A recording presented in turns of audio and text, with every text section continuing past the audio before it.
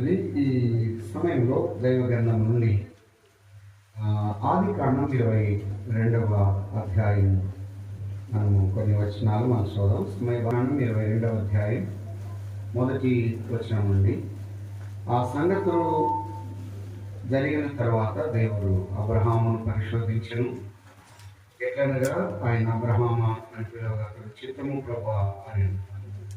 అప్పుడు ఆయన నీకు ఒక్కడైన నీ కుమారుని అనగా నీవు ప్రేమించి ఇస్సాకును తీసుకొని మోరియా దేశంలోకి వెళ్ళి అక్కడ నేను నీతో చెప్పు పర్వతములో ఒక దాని మీద దహన బలిగా అతన్ని అర్పించమని చెప్పాను. లేవియాకాండం మొదటి అధ్యాయం మొదటి వచనం నుండి లేవియాకాండం మొదటి అధ్యాయం మొదటి వచనం నుండి యెహోవా మోషేను పిలిచి ప్రత్యక్ష గుడారములో నుండి అతనికి ఇలాగూ సెలవిచ్చాను. నీవు ఇశ్రాయేలుతో ఇట్లను ఇందులో ఎవరైనా యెహోవాకు బలి అర్పించినప్పుడు గోవుల మందల నుండి కానీ గొర్రెల మందల నుండి కానీ మేకల మందల నుండి కానీ దాన్ని తీసుకొని రావాలను. అతడు దహన బలి రూపకముగా అర్పించినది గోవులోనిదైన ఎడల నిర్దోషమైన మగదాన్ని తీసుకుని రావాలి. తాను యెహోవా సన్నిధిన అంగీకరింపబడినట్టు ప్రత్యక్ష గుడారం యొక్క ద్వారం దాన్ని తీసుకొని రావాలి.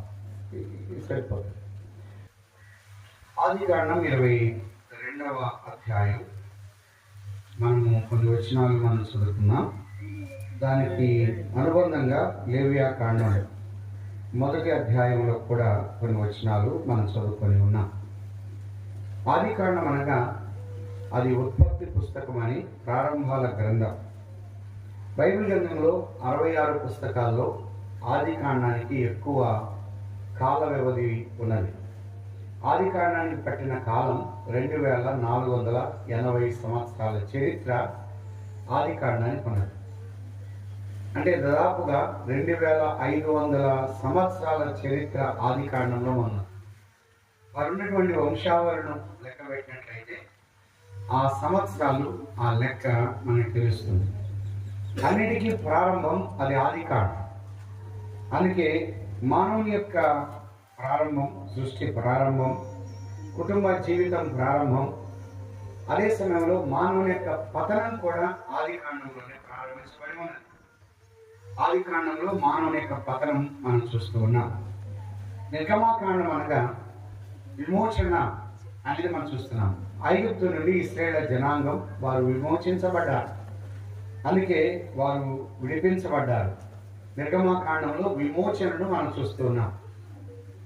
ఆ తర్వాత లేవియాకాండంలో మనం చూస్తే ఆరాధన, అర్పణ, బలులు కనబడుతున్నాయి.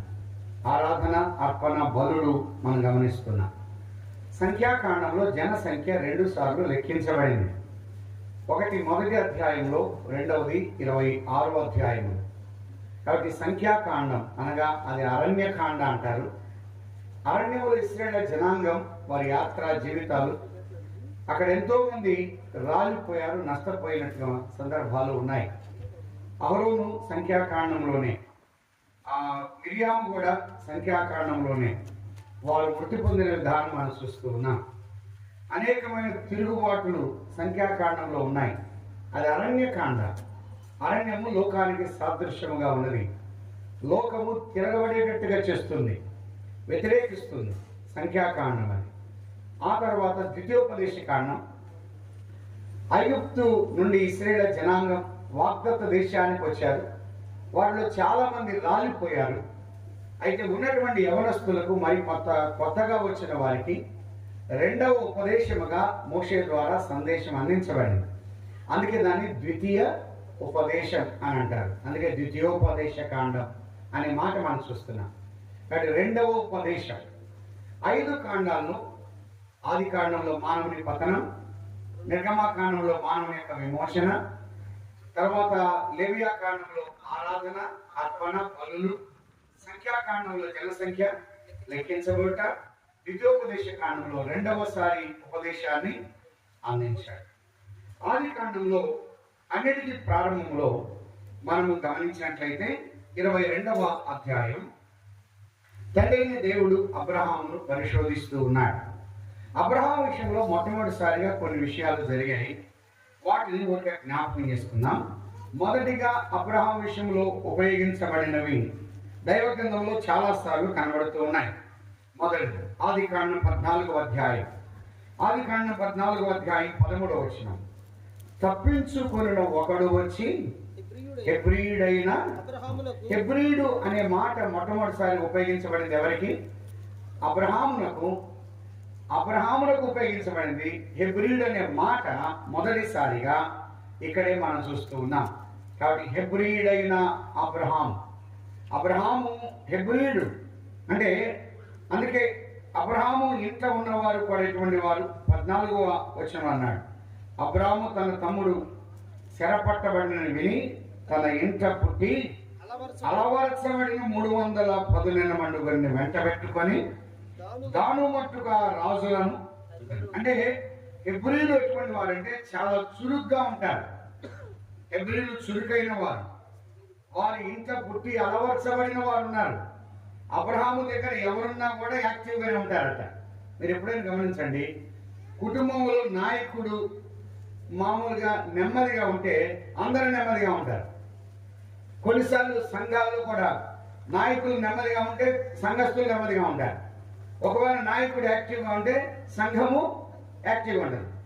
నాయకుడు ప్రార్థనా పరుడైతే సంఘాన్ని ప్రార్థనలో ప్రోత్సహిస్తారు. నాయకుడు పాటలు పాడేవాడంటే మొట్టి పాటలే ఉంటాయి, ఇంకా వాక్యం అంత ఎక్కువగా ఉండదు. కొన్నిసార్లు నాయకుడు భారం కలిగి ఉంటే సంఘం కూడా భారం కలిగి ఉంటుంది. నాయకుడు సమర్పణ కలిగి ఉంటే సంఘం కూడా ఎలా ఉంటుంది? సమర్పణ కలిగి ఉంటుంది. అబ్రహాము చాలా హుషారుగా ఉండేవాడు, యాక్టివ్గా ఉండేవాడు. అబ్రహాము మామూలు వ్యక్తి కాదు. ఒక మాట ఉదాహరణ 18వ అధ్యాయం, ఆదికాండం 18వ అధ్యాయం ఒక వచనాన్ని మనం చూద్దాం. 6వ వచనం. అబ్రహాము గుడారంలో ఉన్న శారా యొద్దకు త్వరగా వెళ్ళి అన్నాడు. 7వ వచనం. మరియు అబ్రహాము పశువుల మందకు పరుగెత్తి అన్నాడు. ఎన్ని సంవత్సరాలు? దాదాపు 100 సంవత్సరాలు. ఏం చేస్తున్నాడు? పరిగెత్తున్నాడు. మనం ఈ దినాల్లో ఉన్నటువంటి, ఇంతకుముందు ఉన్నటువంటి పెద్దవాళ్ళు ఉన్నారు, తల్లిదండ్రులు లాంటి వారు, వృద్ధులు, వాళ్ళు హుషారుగా ఉంటారు. మనం ఇప్పుడే కొన్నిసార్లు లేస్తే కూర్చుంటే లేవలేం. ఇది మన పరిస్థితి. అన్ని నొప్పులే. మా అమ్మ ఇప్పుడు ఉన్నారు 82 సంవత్సరాలు. ఆమె ఇంట్లో కూడా కిందే కూర్చుంటారు. ఫ్యామిలీ ప్రేయర్లో కింద కూర్చుంటారు, ఆదివారం కిందే కూర్చుంటారు. 82 సంవత్సరాలు. కానీ వాళ్ళు ధారాళంగా ఉంటారు. ఇప్పుడున్న వాళ్ళు వృద్ధులు అట్లే బలంగా ఉంటారు. ఇప్పుడు వచ్చే యవనస్తులు సరిగా ఉండలేరు. ఓటీ జేమ్స్ గారు ఉన్నారు. ఆయన దాదాపు 80 సంవత్సరాలు దాటినా కూడా ఇంట్లో కుటుంబ ప్రార్థనలో మోకాళ్ళు ఉంచున్నాడు. ఆరాధన అప్పుడు కూడా మోకాళ్ళు ఉండేవాడు. నేను అన్నాను, ఇంత వయసులో మోకాళ్ళు ఉంటున్నారు ఎట్లా అంటే, అయ్యా మోకాళ్ళు ఎందుకోసం తెలుసా? వంగడానికి మాత్రమే. వంగడం అలవాటు అయితే మోకాళ్ళు ఉంగుతాయి, వంగడం అలవాటు లేకపోతే మోకాళ్ళు. ఈ దినాల్లో యవనస్తులు కూడా మోకాళ్ళు వంగట్లా. అదేంటంటే జీన్స్ ప్యాంట్లు అంటున్నారు. ఈ జీన్స్ ప్యాంట్లు వంగనివ్వట్లా. శుద్ధులు వెలిగించేప్పుడు వంగరు, ఆరాధన అప్పుడు వంగరు. వంగే అలవాటు లేదు, కూర్చొని ఉంటారు యవనస్తులు. ఆ పెద్దోళ్ళు, ఆ వృద్ధులు, ఆ భారం కలిగిన వాళ్ళు వంగే ఉంటారు. అబ్రహాం ఎటువంటి వాడు? చురుకైన వాడు. పరిగెడుతున్నాడు. ఇంటికి దేవుని దాసులు వేస్తే ఊరుకుంటాడా? పరిగెట్టిపోతున్నాడు. పరిగెట్టి చేస్తున్నాడు. అందుకే అన్నాడు సామెత గ్రంథం ఏమన్నా అంటే, చురుకుగా ఉండటం గొప్ప భాగ్యం అని అన్నాడు. చురుగ్గా ఉండడం గొప్ప భాగ్యం. అందుకే ఎప్పుడు కూడా యాక్టివ్ ఉండాలి. ఉసూరు మాట ఉండకూడదు. అన్ని కోల్పోయినట్టుగా, అంతా పోయినట్టుగా ఉండకూడదు. విశ్వాస జీవితం ఎలా ఉండాలంటే యాక్టివ్ ఉండాలి, చురుగ్గా ఉండాలి.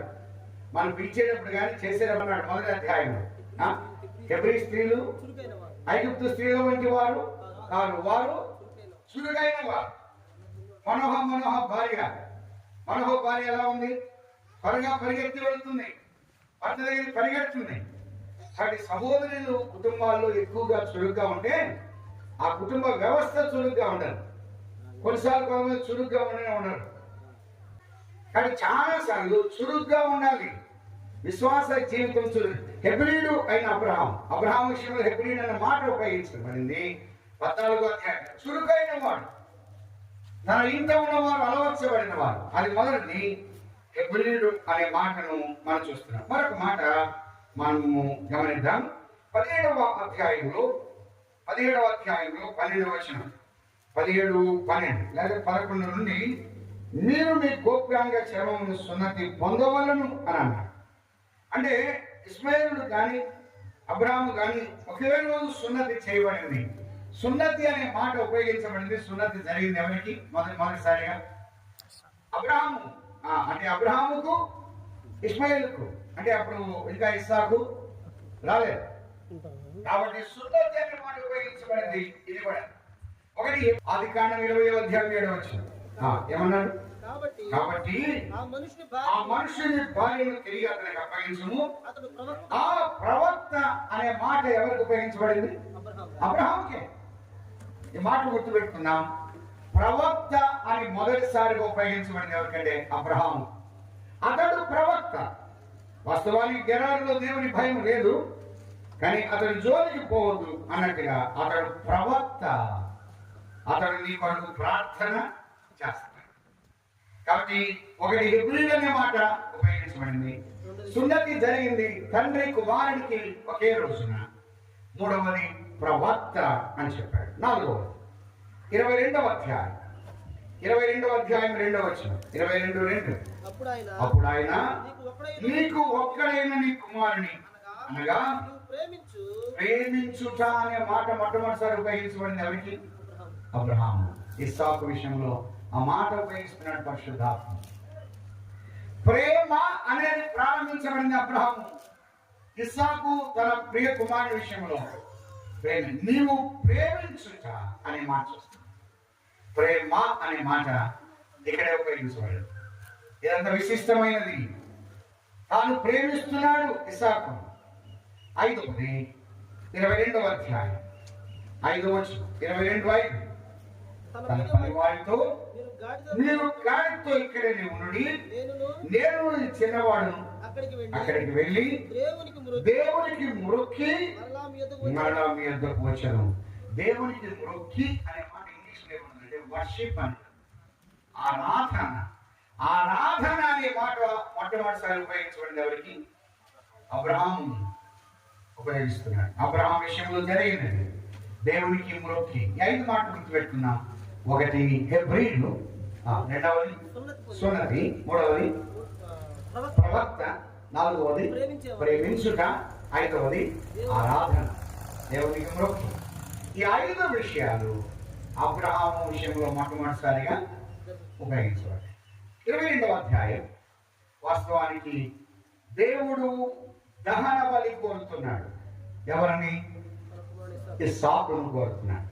ఇష్మాయేలు కోరడా, ఇస్సాకును కోరుతున్నాడు. ఇష్మాయేలు ఉన్నప్పుడు అడగలేదు, కానీ ఇస్సాకు పుట్టగానే అడుగుతున్నాడు. ఎందుకు అడుగుతున్నాడంటే అబ్రహాము ఎక్కడికి వెళ్ళినా గుడారము లేదంటే బలిపీఠం. గుడారం ఎదుటి ఏమన్నది? బలిపీఠం. కానీ లోతు ఎక్కడికి వెళ్ళినా సొదొమలో ఉన్న ఇల్లు లేదా గవిని, ఇంట్లో ఉండడం తక్కువ, గవిని దగ్గర ఉండడం ఎక్కువ. అబ్రహాము ఎటువంటి వాడు? 18లో అన్నాడు, ఎండవేళ అబ్రహాము గుడారం దగ్గర ఉన్నాడు. కానీ సాయంకాలం ఆ చీకటి పడే వేళ లోతు ఎక్కడ ఉన్నాడు? గవిని దగ్గర. లోతు యొక్క కుటుంబ జీవితం అంతా చీకటి ఛాయలు ఉన్నాయి. అబ్రహాము యొక్క కుటుంబ జీవితం ట్రాన్స్పరెంట్, ఎండవేళ యథార్థత ఉన్నది, మరుగనేది లేదు, తేటదనం ఉన్నది. అబ్రహాము గుడారంలో ఉండేవాడు, లేదంటే బలిపీఠం దగ్గర ఉండేవాడు. కుమారుడు పుట్టగా కుమారుని దేవుణ్ణి ప్రేమిస్తున్నాడు, కానీ ఇంటి దగ్గర కుటుంబాన్ని ప్రేమిస్తున్నాడు, బలిపీఠం దగ్గరికి వెళ్తున్నాడు, బలిపీఠం దగ్గర గడిపేవాడు. అందుకే అబ్రహాము యొక్క జీవితంలో బలిపీఠ అనుభవాలు ఉన్నాయి. అవి మనం చాలాసార్లు విన్నాం. బలిపీఠం దేవుని యొక్క ప్రత్యక్షత, దేవుని యొక్క విధానం, దేవుని యొక్క సహవాసాన్ని, ఆ రమ్యతను, ఆ మాధుర్యతను అబ్రహాము అనుభవించాడు. ఆ వృద్ధాప్యంలో కూడా అబ్రహాము యొక్క ఆసక్తి ఇంతింతగా దేవుని సన్నిధిని అనుభవించేవాడు, దేవుని సన్నిధిలో ఆనందించేవాడు, దేవుని సన్నిధికి దూరమైన వాడు కానే కాదు. ఒకనొక దినమున కుమారుడు పుట్టగా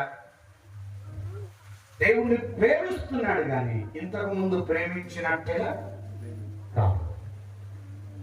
మీరు ఎప్పుడైనా గమనించండి, అంటే ఏవైతే దేవుడు ఆశీర్వాదకరంగా ఇచ్చాడో ఆశీర్వదించబడిన వాటితో సంతృప్తి పరచబడి ఆశీర్వదించిన ప్రభువుని ఏం చేస్తున్నాం? మర్చిపోతున్నాం. ఇచ్చిన వాటితో తృప్తి పడుతున్నాం, ఇచ్చిన ప్రభువును మర్చిపోతున్నాం. ఎంత విచారకరమైన సంగతి. వాహనం ఇస్తే వాహనంతోనే తృప్తి పడేవాళ్ళు ఉన్నారు, ఇల్లు ఇస్తే ఇల్లుతోనే తృప్తి పడేవాళ్ళు ఉన్నారు, ఉద్యోగం ఇస్తే ఉద్యోగంతో తృప్తి పడేవారు ఉన్నారు, పొలం ఇస్తే పొలంతోనే తృప్తి పడేవారు ఉన్నారు, కుటుంబాన్ని ఇస్తే కుటుంబంతో తృప్తి పడేవారు ఉన్నారు, పిల్లలు ఇస్తే పిల్లలతో తృప్తి పడేవారు ఉన్నారు. ఇంకా పిల్లలతోనే గడపడం. ఉదయం లేచినప్పటి నుండి పిల్లలే వాక్యం చదివేది లేదు, ప్రార్థన చేసేది లేదు, ఇక పిల్లలతోనే గడపడం. అబ్రహాము కాదు, నీవు ప్రేమించు ఇస్సాకు, నువ్వు నాకు దహన బలిగా. వాస్తవానికి దహన బలి మనుషులను దేవుడు కోరడు, కానీ అదొక పరిశోధన, అదొక పరీక్ష, ఇదొక టాస్క్ అంటారు. ఇది గొప్ప విధానం ఎదురైంది. ఏ నాడు వినని వార్త ఈ రోజున దేవుని యొద్ద నుండి వింటున్నాడు. చాలా కష్టమైంది, అన్బేరబుల్, భరించేది కాదు, తట్టుకునేది కాదు, ఓర్చుకునేది కాదు. అబ్రహామునకు ఒక రోజున షాకింగ్ న్యూస్ వచ్చింది. అదేమనగా, నీవు ప్రేమించు ఇస్సాకును నాకు దహన బలిగా. అంతే, ఆ ఒక్క మాట చెప్పాడు, ఆ వార్త అందించబడింది. ఇంకా అబ్రహాము యొక్క పని. ఈ సమయంలో అబ్రహాం, దేవా నేను నిన్ను ప్రేమిస్తున్నాను అన్నదానికి నిదర్శనంగా అబ్రహాము చూపించిన విధానం కనబడుతుంది. వాస్తవంగా దహన బలి దేవుడు కోరడు, మనుషులు. అది గుర్తుపెట్టుకోవాలి. కానీ అది అంగీకరించబడినట్టుగా దాన్ని హెబ్రీ పత్రికలో తేటగా మనం చూస్తున్నాం. అట్లయితే అందుకే హెబ్రీ పత్రికలో తేటగా చెప్పాడు, ఉపమాన రీతిగా తిరిగి పొందారు అని మాట మనం చూస్తాం. దహన బలి అని అన్నాడు. లేవియాకాండంలో దహన బలి యొక్క వివరాలు రాయబడి ఉన్నాయి. వాస్తవానికి దహన బలి అర్పించినటువంటి వారు కొంతమంది ఉన్నారు. దహన బలి యొక్క వివరాలు రాయబడక మునిపే దహన బలి అర్పించారు. వారిలో నోహు ఒకరు. నోహు దహన బలి వివరాలు రాయబడింది తర్వాత రాయబడ్డాయి, కానీ నోహు అర్పించాడు, తర్వాత అబ్రహాము అర్పించాడు, ఆ తర్వాత యోబు అర్పించాడు. యోబు గ్రంథం వెనకుందే కానీ యోబు ముందుగా ఉన్నవాడే. కాబట్టి నోహు దహన బలి యొక్క వివరాలు రాయబడక మునిపే అర్పించిన వారు ఎవరంటే నోహు, అబ్రహాము, యోబు. వారిలో హృదయంలో దహన బలి యొక్క వివరాలు దేవుడే రాశాడు. దేవుని చేత వ్రాయబడిన వారే వారు దహన బలి అర్పించారు. దహన బలి అర్పించడం లేవియాకాండం అంతట్లో కూడా దహన బలి యొక్క వివరాలు ఉన్నాయి. 5 అధ్యాయాల్లో ముఖ్యంగా 5 రకాలైనటువంటి అర్పణలు మనం చూస్తున్నాం. మొదటి అధ్యాయం దహన బలి లేవియాకాండం, 2వ అధ్యాయం నైవేద్యం, 3వ అధ్యాయం సమాధాన బలి, 4వ అధ్యాయం పాప పరిహారార్థ బలి, 5వ అధ్యాయం అపరాధ పరిహారార్థ బలి. ఈ 5 గుర్తుపెట్టుకున్నాం. మొదటి అధ్యాయం దహన బలి, 2వ అధ్యాయం నైవేద్యము, 3వ అధ్యాయం సమాధాన బలి, 4వ అధ్యాయం పాప పరిహారార్థ బలి, 5వ అధ్యాయం అపరాధ పరిహారార్థ బలి. 3 యెహోవాకు ఇంపైన సువాసన కలిగినవి. అవేవనగా దహన బలి, నైవేద్యము, సమాధాన బలి. రక్తము లేని అర్పణ నైవేద్యం, అది గోధుమ పిండిదై ఉండవలెను అన్నారు. ఈ 3 యెహోవాకు ఇంపైన సువాసన కలిగినవి. మొదటి అధ్యాయం లేవియాకాండం, మొదటి అధ్యాయంలో వచనాన్ని మనం చూద్దాం. అక్కడక్కడ అవి రాయబడి ఉన్నాయి, వాటి యొక్క వివరాలు మనం చూద్దాం. 13వ వచనాన్ని చూద్దామా? దాని అంతరంధ్రములను దాని ఆంత్రములను కాళ్ళను నీళ్లతో నీళ్లతో కడగవలను. అప్పుడు యాజకుడు దాని ఎంతయు తెచ్చి బలిపీఠం దాన్ని దహింపవలను. అది దహన బలి అనగా యెహోవాకు ఇంపైన సువాసన. 9వ వచనం అన్నాడు అది యెహోవాకు ఇంపైన సువాసన అన్నాడు. 2వ అధ్యాయం 3వ వచనంలో ముగింపులు అన్నాడు యెహోవాకు అర్పించు హోమములో అది అతి పరిశుద్ధం అన్నాడు. 2వ వచనం ముగింపులు అన్నాడు అది యెహోవాకు ఇంపైన సువాసన గల హోమము అన్నాడు. 3వ అధ్యాయంలో 5వ వచనం ముగింపులు అన్నాడు అది యెహోవాకు ఇంపైన సువాసన గల హోమం. కాబట్టి ఈ 3 యెహోవాకు ఇంపైనవి.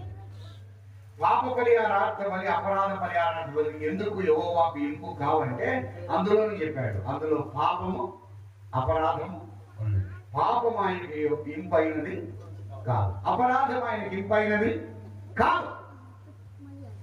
దహన బలిలో అది యెహోవాకు ఇంపైన సువాసన కలిగిన హోమం.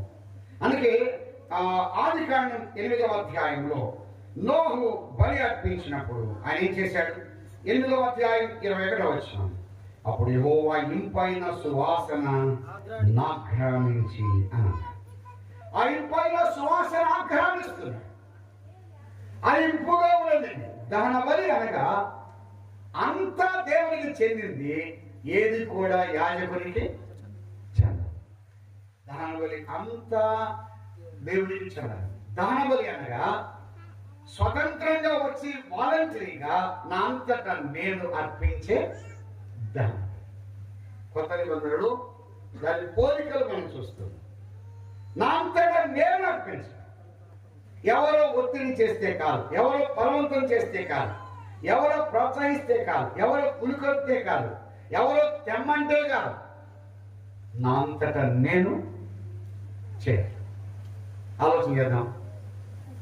కుర్చీలు వేయాలి, ఎవరో చెప్తే కాదు, నా అంతటా నేను. మైక్ పెట్టాలి, పరిచయం చేయాలి, పత్రికలు పరచాలి, కంజర పట్టాలి. పాటలు పాడుతున్నాడు సహోదరుడు, కంజర ఉంది, ఫలాని బ్రదర్ కంజర కొడతారని చెప్పేంత వరకు ఆగకూడదు. నా అంతటా నేనేం చేయాలి? ఇన్వాల్వ్ అవ్వాలి. అది వాలంటరీగా స్వచ్ఛందంగా నా అంతటా నేను చేస్తే ఆ పరిచర్య ఎవరికి? బలవంతంతో కాదు, ఒత్తిడితో కాదు. నేను ఇవ్వాలి, మీటింగ్లు జరుగుతున్నాయి ఇవ్వాలి, సేవ జరుగుతుంది ఇవ్వాలి, పరిచయం జరుగుతుంది సహకరించాలి, కూరగాయలు తరగాలి. ఎవరు చెప్పాలి? నా అంతటా నేను వాలంటరీగా చేయాలి. నా అంతటా నేను ఆ పని చేయాలి. ఎవరో ఒత్తిడి చేస్తే కాదు. యేసుక్రీస్తు ప్రభువు లోకానికి ఎలా వచ్చాడు?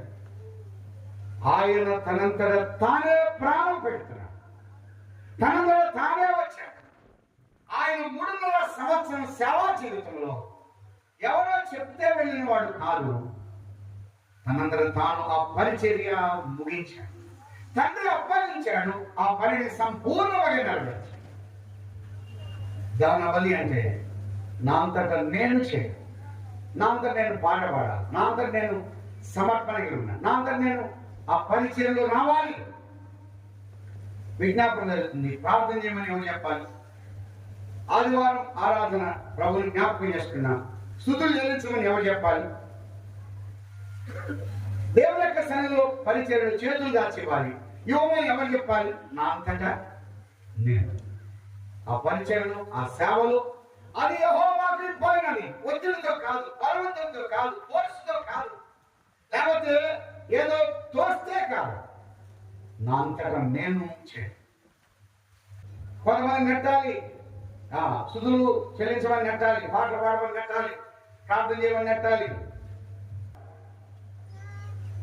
కాబట్టి ఫోర్స్తో కాదు, ఒత్తిడితో కాదు, బలవంతంతో కాదు. మనం చేసే పని పరిచర్య దహన బలి అనగా వాలంటరీగా నా అంతటా నేను. వాలంటీర్స్ ఉండేది సార్. ఇప్పుడన్నా ఏదో పారితోషికం ఇస్తున్నారు కానీ వాలంటరీ అంటే ఏమీ లేదు, ఆశించక చేయడం. అవ్వా నా అంతటా నేను మీ పరిచర్యలో నేను పాల్గొంటాను.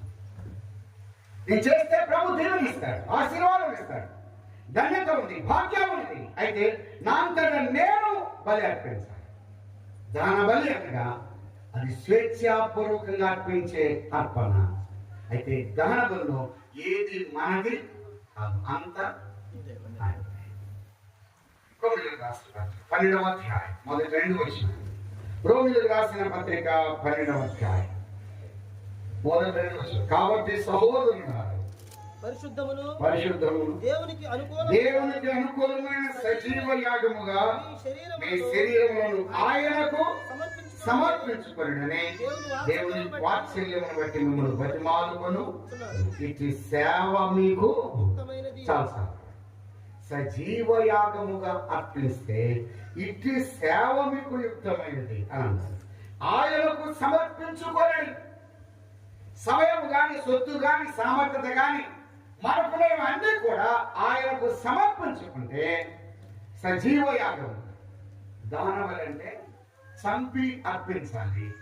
కానీ కొత్త నిబంధనలో ఉన్న దహనబలి విధానం ఎటువంటిదంటే సజీవ యాగం. అంటే పాత సంబంధించిన శరీర సంబంధమైనవి చంపి ఆత్మ సంబంధమైన వాటితో మన ప్రభుని ఏం చేయాలి? సేవించాలి, ఘనపరచాలి. మన ప్రభు అయినటువంటి యేసుక్రీస్తు వారు ఈ లోకంలో ఉన్నప్పుడు ఏం చేశాడు? గలతీయులకు రాసిన పత్రిక 1వ అధ్యాయం 4వ వచనం 1-4 ఏమన్నారు? గలతీయులకు రాసిన పత్రిక 1వ అధ్యాయం 4వ వచనం. మన తండ్రి అయిన దేవుని చిత్త ప్రకారము క్రీస్తు మనలను ప్రస్తుతం దుష్ట కాలములో నుండి విమోచించవలెనని పాపముల నిమిత్తము తన్ను తాను అప్పగించుకొని తను తాను సజీవ యాగముగా అప్పగించుకున్నాడు. ఫిలిప్పీయులకు రాసిన పత్రిక 2వ అధ్యాయం 7వ వచనం. మనుషుల పోలిక పుట్టి దాసుని స్వరూపమును కానీ తన్ను తానే రిక్తునిగా చేస్తాడు. 8వ వచనం ఉన్నాడు, తన్ను తాను తగ్గించు. ఎవరో తగ్గిస్తే తగ్గించబడిన వాడు కాదు. ఆయన ఎవరు తగ్గించలేరు. తను తాను తగ్గించబడ్డాడు, తను తాను రిక్తులుగా చేయబడ్డాడు, తను తానుగా అప్పగించుకున్నాడు వాలంటరీగా. సోదరి, నీవు నేను సరైన వాడిని కాదు, దెబ్బతిన్నాను. పాపము చేత, అక్రమం చేత, అన్యాయం చేత దెబ్బతిన్న మన జీవితాలను బాగు చేసేవారు ఎవరు? మన కొరకు ఎవరైనా వస్తారా? ఎవరైనా ఇవ్వగలరా? కొన్నిసార్లు ఇంట్లోనే మనకు సాక్ష్యం లేదు, నువ్వు వీధిలో ఏముంటుంది. ఇటువంటి మన జీవితాల కొరకై తను తాను రిక్తులుగా చేయబడ్డాడు, తను తాను తగ్గించుకున్నాడు, తను తాను సమర్పించబడ్డాడు, తనకు తానుగానే వచ్చాడు. యేసుక్రీస్తు ప్రభువును పట్టుకోవడానికి వెళ్ళినప్పుడు నేనే అని అంటే వాళ్ళు ఏమయ్యారు? వెనక్కి తగ్గి పెడతారు. నేనే అంటే అంత పడ్డారే. అసలు ఆయనకే ఆయన నన్ను పట్టుకోండి. అసలు వీళ్ళు ఏం చేశారు? శిష్యులను పానివ్వండి, నన్ను పట్టుకోండి. మనం అయితే ఏం చేస్తామంటే బ్రదర్ ఈ బ్రదరే అని మనం జరుగుతున్నాం. మనకేదైనా ఘనత వస్తే ముందు అంటాం, ఏదైనా అవమానం విషయంలో జరుగుతుంది మనమే. కానీ ప్రభు అన్నాడు, వీళ్ళని పానివ్వండి. తను తానే అప్పగించుకున్నాడు, తను తానే ముందుకు వచ్చాడు. లేక కాదు, తండ్రిగా చెప్తే పంపించగా కాదు, పంపిస్తాడు. నీ కొరకు నా కొరకు దహన బలి చేస్తాడు. ఆయన అర్పించబడ్డాడు, ఆయన త్యాగమయ్యాడు, ఆయన సమర్పించబడ్డాడు. దహన బలి అనగా అంత సమర్పించడం, తండ్రికి తను తానుగా పూర్తిగా సమర్పించబడిన ప్రియ ప్రభువు యేసుక్రీస్తు. ఏది తనది అని ఉంచుకున్నవాడు చేతులు మనకే ఇచ్చాడు, కాళ్ళు మనకే ఇచ్చాడు, శిరస్సు మనకే ఇచ్చాడు, తన రక్తము మనకే ఇచ్చాడు. తనదంటూ ఏమీ లేదు. ఇంక ఎంత ప్రేమించాలో, ఎంత సమర్పించాలో అంత ఇచ్చాడు. ఇంకా అంతకన్నా మించి ఇవ్వడానికి ఇంకేమీ లేదు. ప్రాణమే ఇచ్చాడు, ఇంకేముంది? సజీవ యాగముగా మన కొరకై తను తాను అప్పగించు. దహన బలి అంటే అది సమర్పించి వాలంటరీగా నన్ను నేరుగా అప్పగించు. ఇక్కడ మనము మనముగా అప్పగించు, మనముగా ఇన్వాల్వ్ అవుతాం, మనముగా పరిచయం చేద్దాం, మనముగా సమర్పించుకున్నాం. ఎవరో చెప్తే కాదు. హృదయంలో ప్రభు ఆత్మ ప్రేరణ జరుగుతున్నారు. ప్రభు నమ్మని వారు ఉన్నట్లయితే కాని వాటికి కాని వారికి జీవితాలు అప్పగించుకోవడానికి కాదు. ప్రభుకి ఇస్తే చాలు. ప్రభువా నేను పాపిని, నా పాపాలు క్షమించనంటే ఆయన రక్తధారణ చేత కడిగి శుద్ధి చేస్తాడు. దాన బలి అనగా మొదటిది, అది విశిష్టమైనది, అది సంపూర్ణంగా అర్పించడం. ఏది మిగుల్చుకొన శేషం ఉండకూడదు, శేషం ఉండకూడదు. అంత ప్రభు. ఒకప్పుడు ఈ చేతులు మన చేతులే, ఇప్పుడు మన చేతులు కాదు.